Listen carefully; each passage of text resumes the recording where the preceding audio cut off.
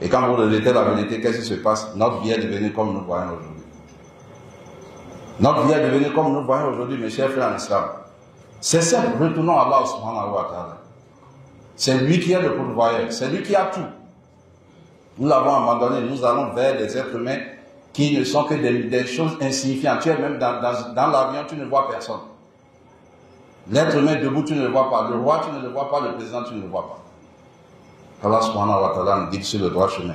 Wallahi, personne ne suffit à personne. C'est Allah qui nous suffit, nous tous. Wallahi, personne ne peut rien faire à personne. C'est Allah qui fait tout. Qu'Allah subhanahu wa ta'ala nous donne la compréhension. Mes chers frères, allez étudier. Allez vers les savants pour qu'ils vous montrent les différentes branches du shirk. Les différentes branches des chemins qui peuvent vous amener à aller associer à Allah subhanahu wa ta'ala. Le shirk mineur comme le shirk majeur, tout et tout, les savants sont disponibles. Allah n'a pas privé un peuple des savants. Nous tous les peuples ont des savants qui peuvent vous aider à connaître votre Seigneur et à aller vers lui. Donc faites un effort, allons étudier. C'est ça, je dis toujours à la jeunesse et aux frères aujourd'hui. Le manque de connaissance fait que nous sommes en train de nous égarer. Wallahi, mes chers frères en islam, la connaissance est très importante. Il n'y a pas d'âge pour la connaissance. Il n'y a pas celui-là va rester, ou bien, bon, aujourd'hui, avec mon âge, je ne peux plus faire ci. Non. Voilà, il y a un salaf qui s'appelle Hassan ibn Ziyad.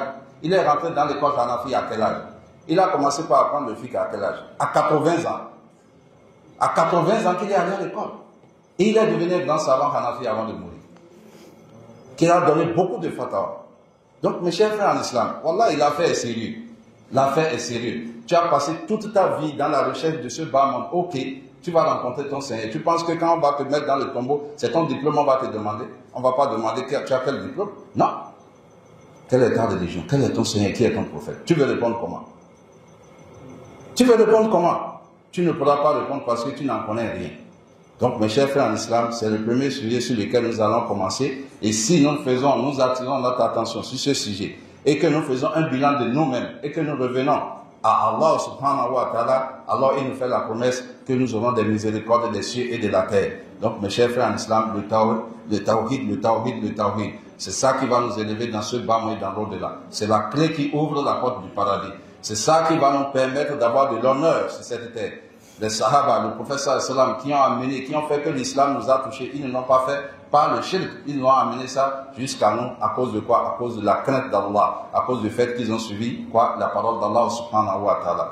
Et c'est ceci qui m'amène à revenir directement, parachever directement dans le sujet dont je vais développer aujourd'hui, qui est une parole qui est répandue aujourd'hui dans les réseaux sociaux, que les gens répètent un peu partout, et qui est en train de diviser la communauté et affaiblir les musulmans par rapport au fait de pratiquer ou bien de faire de l'effort pour accomplir les 5 piliers de l'islam.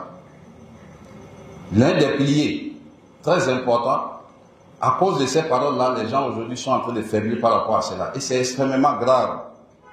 Allah dit dans le Coran que votre règne pour un peuple ne vous amène pas à être injuste avec le peuple.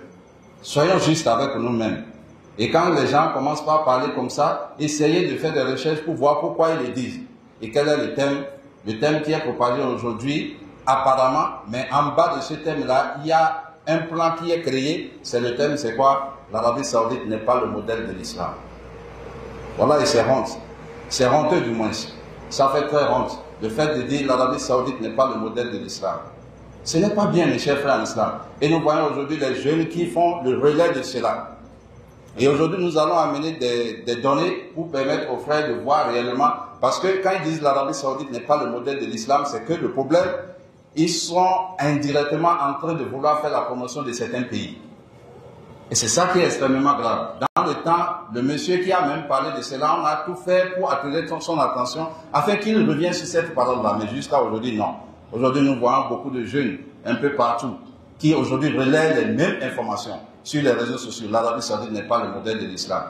Voilà, mes chers frères en islam, le seul pays sur cette terre sur lequel son drapeau, quand tu lis l'écriture, vous savez, le drapeau d'un pays, c'est l'image du pays.